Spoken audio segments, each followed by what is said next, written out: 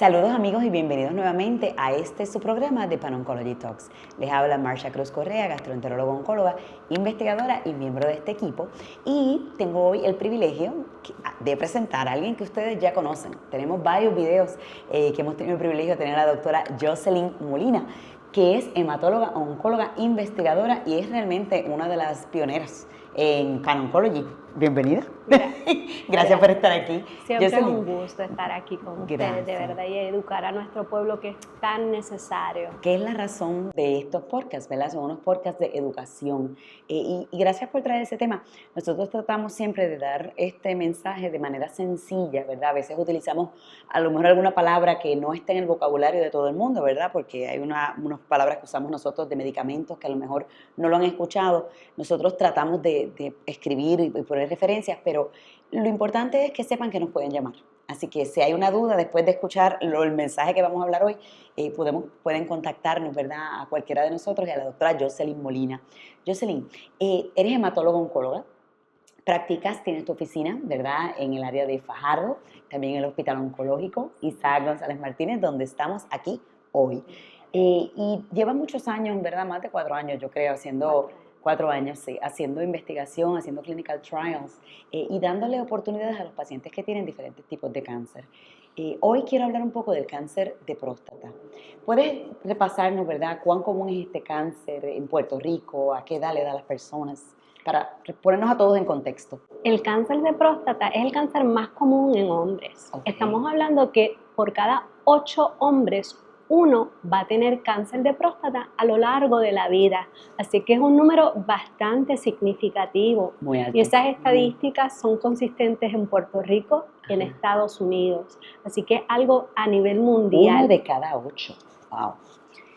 Eso es altísimo. ¿Y a qué edad más o menos presenta este cáncer? Por lo general, da en las etapas de 60 a 70 años, Okay. pero hemos visto últimamente casos en personas más jóvenes. Por eso es tan importante que el hombre a partir de los 40 años visite su urólogo y se haga las pruebas de seguimiento, tanto laboratorios como un examen físico apropiado por este doctor. Esa prueba de laboratorio es el PSA. El PSA, el antígeno prostático. Oye, yo me lo sé en inglés. Prostate Specific Antigen, pero tienes toda razón, antígeno prostático. O sea que esto es una proteína que elimina, expresa, que está presente en la próstata y cuando sube, alerta de que hay algún proceso que no es benigno, ¿verdad? Aunque puede ser benigno. Que no es normal en la próstata. Okay. Se evalúa y puede ser simplemente una inflamación, como puede ser una señal de malignidad.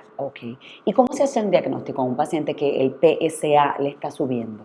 Pues el diagnóstico oficial se hace con una biopsia, la realiza el urólogo, donde se toman muestras de diferentes áreas de la próstata y se estudia ese tejido para ver sus características y ver si hay tejido maligno en la próstata. O sea que el diagnóstico es patológico, ¿verdad? No es de imagen. No es de imagen. Aunque hay unos estudios de imagen, en verdad, que están haciendo también. Las imágenes pueden darnos una sospecha de que hay un problema en la próstata, pero existen diferentes tipos de cáncer de próstata, aunque el más común es el adenocarcinoma. Es el cáncer que se desarrolla de las glándulas prostáticas. Ellas son las que se transforman, mutan y desarrollan el cáncer. Qué interesante. Y una vez, ¿verdad? Un paciente, que para que quede claro, un paciente con cáncer de próstata puede tener ningún tipo de síntomas, ¿right?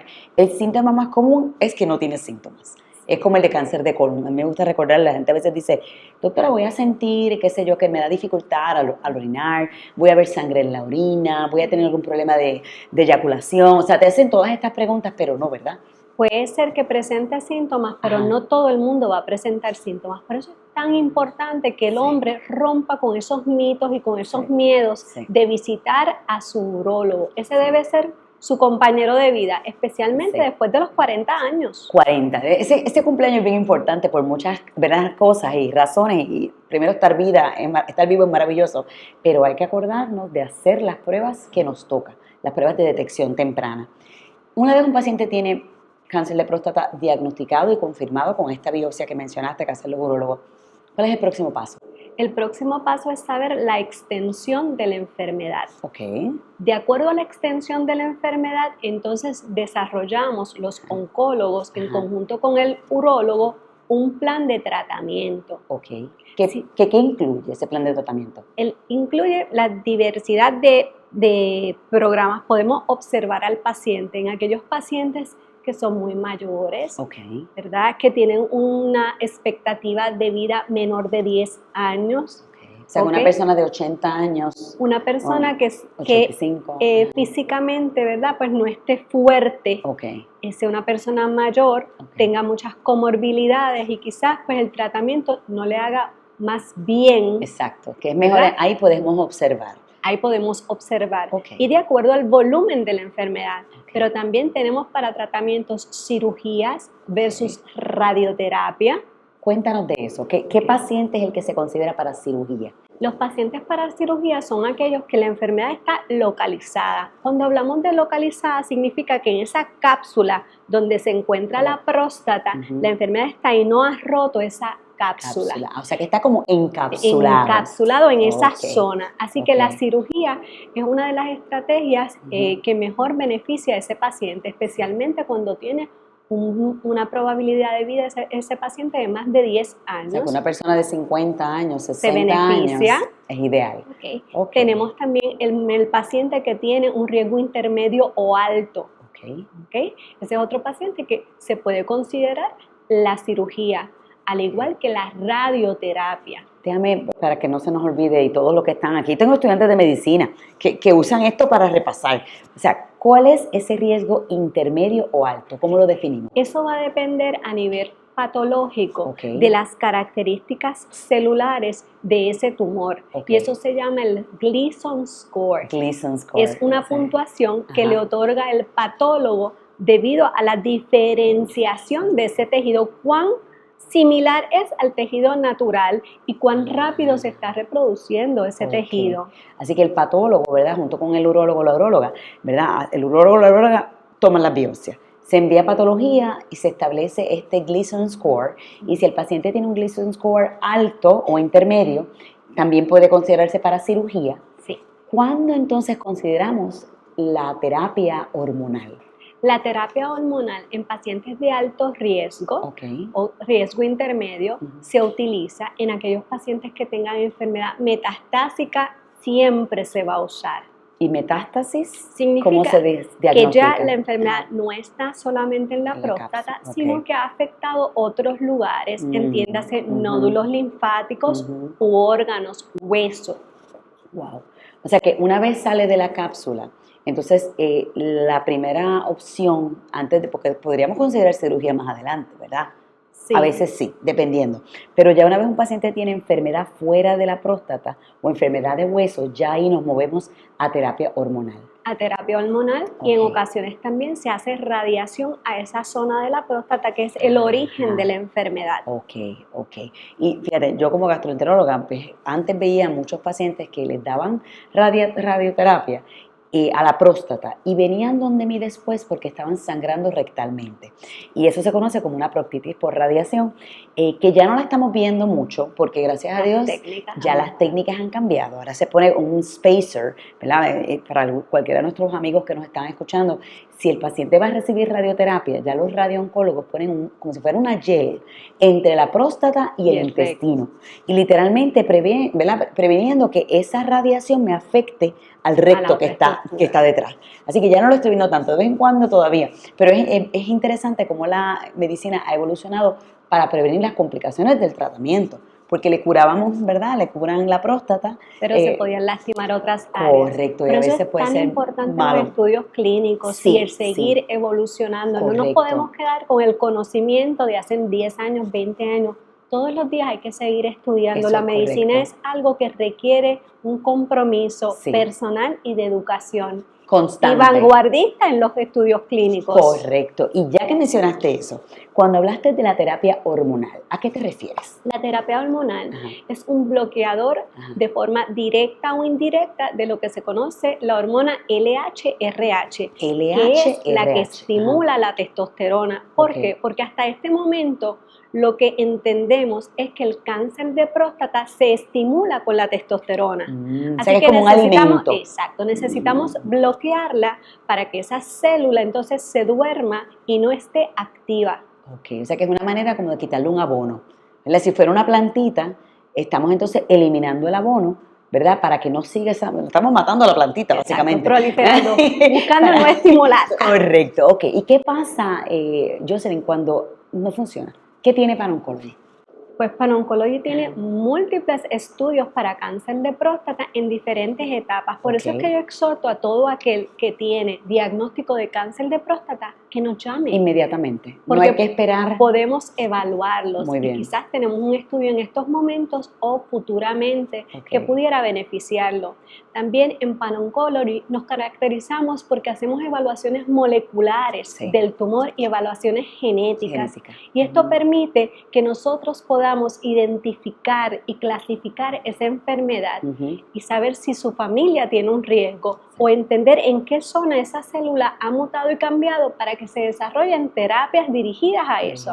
Así que estamos buscando cómo alimentar esa fuente de recursos y alternativas de tratamiento para nuestros pacientes hoy y en un futuro. Absolutamente. Y mencionaste, ¿verdad?, que utilizamos terapia hormonal y hay unos medicamentos nuevos de los que nosotros, ¿verdad?, somos parte del equipo a nivel mundial para determinar cuáles son las dosis adecuadas, cuál es el efecto secundario, cuán efectivos son comparado con lo que ya tenemos aprobado. ¿Podrías hablar de alguno de esos que tenemos ahora mismo, ¿verdad? Tipos de moléculas. Claro, de tipos de moléculas tenemos ahora lo que se conoce como unos bloqueadores hormonales de nueva generación, que por lo general son terapias orales y actualmente las tenemos en una presentación inyectables, lo que hace que lo necesites solamente una vez en un periodo de tiempo mucho más largo. O sea que en vez de estar todos los días tomando una pastilla, se da una inyección intramuscular. Se da una inyección y aparte de eso, por lo general, algunos de estos tratamientos requieren de prednisona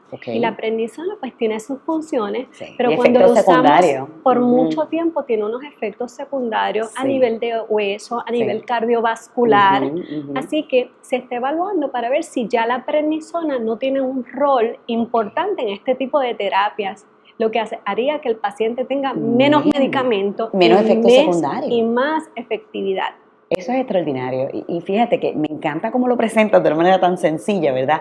Por un lado vas a cambiar la formulación, pero ya sabemos cómo actúa, así que es una ventaja. Esto se parece mucho cuando empezaron las terapias de hormonas para la mujer, que al principio usábamos una pastilla todos los días y ya hoy en día hay diferentes versiones. Está el parcho que se pone cada 3 días o cada semana, o sea, dependiendo de la formulación, y esa tecnología resulta en mejor calidad de vida para todos. Para terminar, coméntame sobre la inmunoterapia en el cáncer de próstata y a manera de repaso, primero, dime a todos los que nos están viendo, ¿qué es la inmunoterapia? La inmunoterapia es un tipo de medicamento que su mecanismo es hacer que tu sistema inmune sea más efectivo al momento de atacar la enfermedad. ¿Qué es lo que se supone que pase normalmente? Claro, pero como yo le digo a mis pacientes, quizás tú tienes un sistema inmune robusto, pero hubo una mutación que se multiplicó y quizás si entra un insecto a tu casa, tú lo puedes matar, pero si entran 6 o 7, quizás se te escapa uno y ahí pues sigue la proliferación. Y lo que estamos buscando es que ese sistema inmune esté más alerta y más agresivo contra esas enfermedades o esa célula maligna. En aras de eso, hemos visto que la inmunoterapia tiene un rol en muchos tumores sólidos. Todavía en el cáncer de próstata estamos evaluando cuál es su rol. Especialmente, actualmente tenemos el rol en aquellos pacientes que presentan lo que se conoce como un MSI elevado, Okay. ¿verdad? Una Sí. inestabilidad en los microsatélites. Muy bien, que en colon, ¿verdad? Por años y Es años. muy famoso. Desde hace 10 años o más estamos hablando de, ¿verdad? De esta inestabilidad en los microsatélites. Pero se puede ver también entonces en cáncer de próstata. Sí, se puede ver, Okay. no es tan común como en colon, Okay. pero se ha visto. Y en esos pacientes que tienen los microsatélites inestables o un tumor mutational burden elevado, pudiesen considerarse las inmunoterapias. Okay. Actualmente existen varios estudios donde estamos combinando mecanismos de acción, damos agentes citotóxicos que son las famosas quimioterapias en conjunto con la inmunoterapia para hacer que tu sistema inmune sea más efectivo y entendemos que quizás esto puede tener un rol en el futuro, pero todavía está en estudios. Muy bien, y eso es parte de nuestra misión, ¿verdad? Desarrollar las terapias de hoy y de mañana. Es un privilegio realmente este trabajo que tenemos y te agradecemos de corazón tu liderazgo, tu compromiso, el querer seguir estudiando y aceptando, ¿verdad? Aprender una molécula nueva y cómo funciona con la otra y dar esperanza, ¿verdad? Porque la esperanza es lo que nos mantiene. Yo digo, uno se levanta en la mañana porque tienes esperanza. Tienes esperanza que vas a tener un día para poder crear, para poder servir, para poder ayudar. Y tú, Jocelyn Molina, la doctora Jocelyn Molina, es parte de este sistema investigador aquí en el Hospital Oncológico Isaac González Martínez. Hoy estamos grabando desde allí, a mí me encanta cuando venimos para acá. Así que gracias por el compromiso. Vamos a brindar por tu salud y por la salud de los que nos están escuchando para Oncology Trials, la ciencia más avanzada para su salud. Vamos a compartirlo, Jocelyn, que le den a la campanita. Díselo. Compártelo Compártelo y pásalo para adelante. Gracias. Tremendo.